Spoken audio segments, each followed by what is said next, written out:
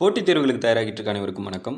இன்னைக்கு நம்ம voice of warriors TNPSC சேனலில் பார்க்க போகிறது மொழி வாரியாக மாநிலங்கள் மறுசீரமைக்கப்பட்டதை பற்றியும் அதற்காக அமைக்கப்பட்ட எஸ்கே தார் ஆணையம், ஜேவிபி குழு, பசல் அலி ஆணையம் என்று அறியப்படுற மாநில மறுசீரமைப்பு ஆணையம் ஆகிய 3 குழுக்களை பற்றியும் அதோட இந்த டாப்பிக்கில் இருந்து கேட்கப்பட்ட டிஎன்பிஎஸ்சி ப்ரீவியஸ் கொஷின்ஸை பற்றியும் பார்க்க போகிறோம்.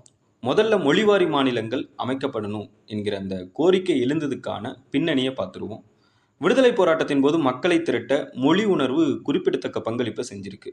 எடுத்துக்காட்டாக நம்ம 10th ஹிஸ்ட்ரியில் கூட படிச்சிருப்போம். சுதேசி இயக்கத்தின் போது மக்களை திரட்ட முதல் முறையாக தமிழ் பயன்படுத்தப்பட்டதாக இருக்கட்டும், வேதாரண்யம் உப்பு சத்தியாகிரகத்தின் போது பாடப்பட்ட கத்தி இன்றி ரத்தமின்றி யுத்தம் ஒன்று வருதுங்கிற அந்த நாமக்கல் கவிஞரோட வரிகளாக இருக்கட்டும், இந்த மாதிரி இலக்கிய வடிவிலோ பத்திரிகைகள் வடிவிலோ மேடை பேச்சு வடிவிலோ மொழி என்பது விடுதலை போராட்டங்களின் போது முக்கிய பங்கை வகிச்சிருக்குங்க.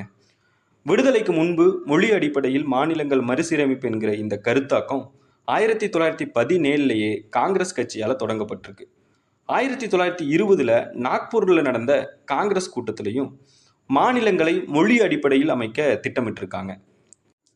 1928 மோதிலால் நேரு அறிக்கையிலையும் பிரிவு 86 மொழி வாரியாக மாநிலங்கள் மறுசீரமைக்கப்படும் என்கிற உறுதியை கொடுத்துருக்காங்க.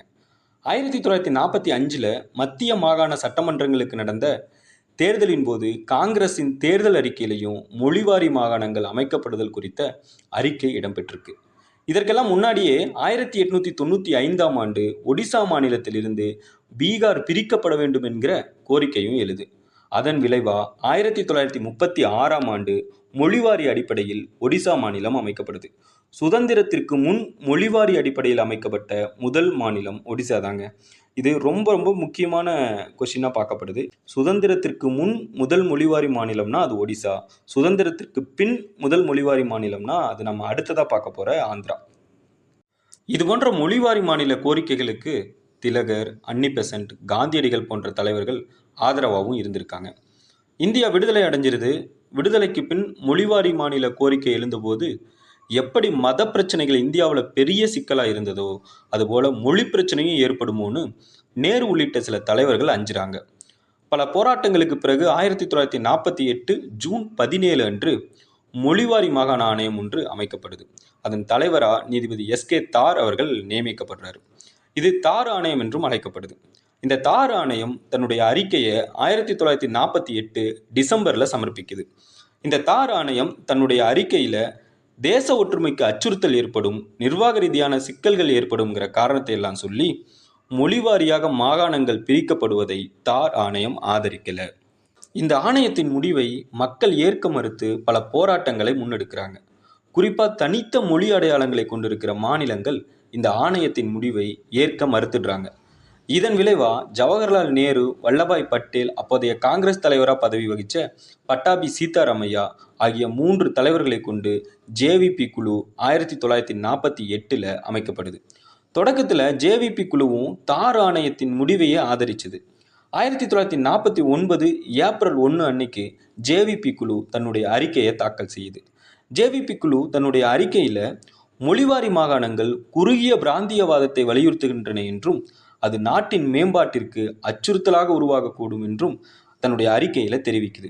அது மட்டும் இல்லாமல் மொழியானது பிணைக்கும் ஆற்றலை கொண்டிருப்பதோடு பிரிக்கும் ஆற்றலும் உடையது என்று ஜேவிபி குழு குறிப்பிட்டிருக்கு. இறுதியாக ஜேவிபி குழு மொழிவாரி மாநில மறுசீரமைப்பிற்கு இது உகந்த நேரமல்ல என்றும் சொல்லிடுது. தனி ஆந்திர மாநில கோரிக்கை. ஆந்திர மாநில கோரிக்கையை பொறுத்த வரைக்கும் திரு பட்டாபி சீதாராமையா அவர்கள் 1946 ஆகஸ்ட் 31 அன்னைக்கே அரசியல் நிர்ணய சபையில் தனி ஆந்திர மாநில கோரிக்கையை முன்வச்சு இதை முதல் மற்றும் முக்கிய பிரச்சனையாக எடுத்து அரசியல் நிர்ணய சபை தீர்வு காணணும்னு கேட்டிருக்காரு. 1948 ஜெய்ப்பூர் காங்கிரஸ் மாநாட்டில் பட்டாபி சீதாராமையா அவர்கள் தலைவராக தேர்ந்தெடுக்கப்பட்டதற்கு பிறகு இந்த கோரிக்கை மேலும் முக்கியத்துவம் வாய்ந்ததாக மாறுது. ஜேவிபி குழு அமைக்கப்பட்டதற்கு இதுவும் ஒரு காரணமாக பார்க்கப்படுது. இதைத் தொடர்ந்து 1952 முதல் பொது தேர்தல் நடந்து முடியுது. மீண்டும் மொழிவாரி மாநில கருத்தாக்கம் எழுச்சி பெறுது. ஆந்திரா தனி மாநிலமாக பிரிக்கப்படணுங்கிற கோரிக்கையை வலியுறுத்தி ஆந்திராவைச் சேர்ந்த பொட்டி ஸ்ரீ ராமுலு அவர்கள் 1952 அக்டோபர் 19 அன்று சாகும் வரை உண்ணாவிரத போராட்டத்தை தொடங்குறாரு. 1952 டிசம்பர் 15 அன்று இரவு 65வது நாளில் பொட்டி ஸ்ரீராமுலு அவர்கள் மரணமும் அடைஞ்சிடறாரு. இதையடுத்து தெலுங்கு பேசும் மக்களின் போராட்டம் மேலும் தீவிரமடையுது. இதன் விளைவா 1956 ஹைதராபாத், ஆந்திரா ஆகிய பகுதிகளை இணைத்து அப்போதைய பிரதமர் ஜவஹர்லால் நேரு அவர்கள் ஆந்திராவை தனி மாநிலமாக அறிவிக்கிறாரு. சுதந்திரத்திற்கு பிறகு முதல் மொழிவாரி மாநிலமாக அறிவிக்கப்பட்டது ஆந்திரா தாங்க. பல டிஎன்பிஎஸ்சி வினாத்தாள்களில் இதை கேட்டிருக்காங்க. இதை யாரும் தப்பு பண்ண மாட்டீங்கன்னு நம்புகிறேன். இதை நல்லா பார்த்துக்கோங்க. அடுத்ததாக நம்ம பார்க்க போகிறது பசல் அலி ஆணையம் என்று அறியப்படுற மாநில மறுசீரமைப்பு ஆணையம். மொழிவாரி மாநில கோரிக்கைகளை வலியுறுத்தி நாடு முழுவதும் பல கலவரங்கள் மற்றும் எதிர்ப்பு இயக்கங்கள் நடைபெறுது. இதையொட்டி ஜவஹர்லால் நேரு அவர்கள் 1953ஆம் ஆண்டு மாநில மறுசீரமைப்பு ஆணையத்தை அமைக்கிறார். இந்த ஆணையத்தின் தலைவராக பசல் அலி அவர்களும் உறுப்பினர்களாக HN குன்ஸ்ரு மற்றும் KM பணிக்கர் ஆகியோரும் நியமிக்கப்படுறாங்க. இந்த குழு தன்னுடைய அறிக்கையை 22/10/1953 அன்று சமர்ப்பிக்குது. மொழிவாரி மாநிலங்கள் அமைக்கப்படுவதற்கான 4 அம்சங்களை இந்த குழு வரையறுத்தது. இதற்கான பரிந்துரைகளை 1955 செப்டம்பரில் சமர்ப்பிக்குது.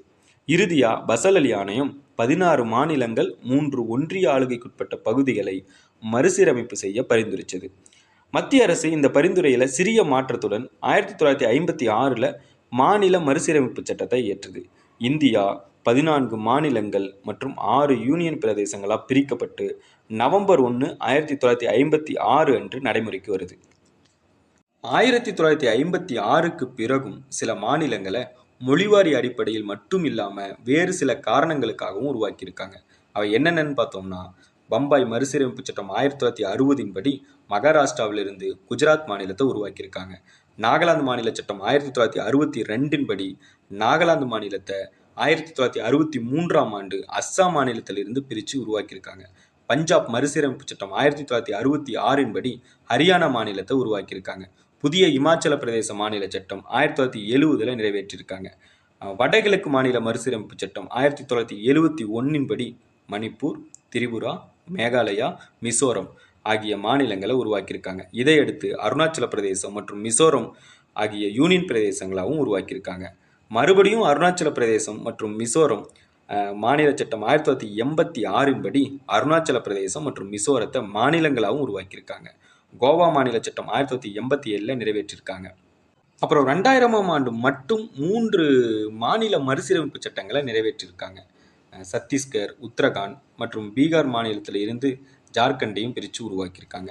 அடுத்ததாக ஆந்திர பிரதேச மறுசீரமைப்பு சட்டம் 2014 படி ஜூன் 2, 2014 அன்று ஆந்திரா, தெலுங்கானா என்ற 2 மாநிலங்களாக பிரித்து உருவாக்கியிருக்காங்க. அடுத்ததாக ஜம்மு காஷ்மீருக்கு சிறப்புரிமை வழங்கிய ஆர்டிகிள் 370 மற்றும் ஆர்டிகிள் 35A ஆகிய சட்டப்பிரிவுகள் 2019 ஆகஸ்ட் 5 அன்றைக்கு நீக்கி சட்டம் இயற்றி 2 யூனியன் பிரதேசங்களாகவும் உருவாக்கியிருக்காங்க. இது 2021 டிஎன்பிஎஸ்சி AAO எக்ஸாமில் கேட்டிருக்காங்க. இதை பார்த்துக்கோங்க. ஒரு கூடுதல் தகவல் என்னன்னா, இந்த சட்டப்பிரிவு 370 அம்பேத்கர் அவர்கள் எழுத மறுத்துடுறாரு. சட்டப்பிரிவு 370 எழுதினது திரு கோபாலசுவாமி என்பவர் தான். அடுத்ததாக இந்த டாப்பிக்கில் இருந்து டிஎன்பிஎஸ்சியில் கேட்கப்பட்ட சில முக்கியமான கொஸ்டின்ஸையும் பார்த்துருவோம். 1953ஆம் ஆண்டின் மாநில மறுசீரமைப்பு ஆணையத்தின் தலைவராக இருந்தவர் யாருன்னு கேட்டிருக்காங்க. பசல் அலி அவர்கள் தான் தலைவராக இருந்திருக்காரு. இதை நம்ம ஏற்கனவே பார்த்துட்டோம் முன்னாடியே. அடுத்ததாக மாநிலங்களை அவை தோற்றுவிக்கப்பட்ட வருடங்களோட பொறுத்து சொல்லி கேட்டிருக்காங்க. கேரளா மாநிலம் 1956லேயே உருவாகிடுச்சு. அடுத்ததாக நாகாலாந்து மாநிலம் 1962 சட்டத்தின்படி 1963 உருவாக்கியிருக்காங்க. மகாராஷ்டிரம் 1960 பம்பாய் மறுசீரமைப்பு சட்டத்தின்படி உருவாகியிருக்கு. இந்த சட்டத்தின்படி தான் குஜராத்தையும் மகாராஷ்டிராவிலேருந்து உருவாக்கியிருக்காங்க. அடுத்ததாக ஹரியானா பஞ்சாப் மறுசீரமைப்பு சட்டத்தின்படி 1966 உருவாக்கியிருக்காங்க. அடுத்த கேள்வி ரிப்பீட்டடாக தான் கேட்டிருக்காங்க. பஞ்சாப் மாநிலம் பஞ்சாப் மற்றும் ஹரியானாவாக பிரிக்கப்பட்டது எப்பொழுதுன்னு கேட்டிருக்காங்க. நமக்கு தெரியும் 1966 தான். அடுத்ததாக இந்தியாவில் முதலில் எந்த மாநிலம் மொழிவாரி அடிப்படையில் அமைக்கப்பட்டதுன்னு கேட்டிருக்காங்க. ரொம்ப ஈஸியான ஒரு கொஸ்டின் தாங்க. ஆந்திரா 1956 அமைச்சிருக்காங்க. இதுக்காக தான் பொட்டி ஸ்ரீராமுலு அவர்கள் உண்ணாவிரதம் இருந்து 65வது நாளில் மரணமும் அடைஞ்சிருக்காரு. இதே பார்த்திங்கன்னா விடுதலைக்கு முன் அப்படின்னா ஒடிசா 1936 அமைச்சிருக்காங்க. அடுத்த கொஸ்டின், மொழிவாரி அடிப்படையில் பாம்பே மாநிலம் எப்படி பிரிக்கப்பட்டதுன்னு கேட்டிருக்காங்க. 1960 பம்பாய் மறுசீரமைப்பு சட்டத்தின்படி மகாராஷ்டிரா மற்றும் குஜராத் மாநிலங்களாக அதை பிரிச்சிருக்காங்க. அடுத்ததாக இன்னொரு கொஸ்டின் நமக்கு கிடைச்சதுங்க. தெலுங்கானா என்ற பெயர் எந்த வார்த்தையை குறிக்குதுன்னு கேட்டிருக்காங்க. திரிலிங்க தேசம் என்ற வார்த்தை தான் குறிக்குதுன்னு ஆன்சர் கொடுத்துருக்காங்க. இது வேற எங்கேயும் படித்த மாதிரி தெரியலங்க, வித்தியாசமாக இருக்கிறதுங்கிறதுனால தான் உங்களுக்கு நான் கொடுக்கணும்னு நினச்சேன். அவ்வளோதாங்க. 12th constitution plus 12th history, இந்த 2 புக்லையும் நம்ம பார்த்த இந்த டாபிக் கவர் ஆகுது. இதை 2ஐயும் கம்பைன் பண்ணி தான் நம்ம இந்த டாபிக் எடுத்திருக்கோம். உங்களுக்கு பயனுள்ள வகையில் இருந்திருக்கும்னு நம்புகிறேன். தொடர்ச்சியாக உங்களுடைய ஆதரவை கொடுங்க. Thank you so much.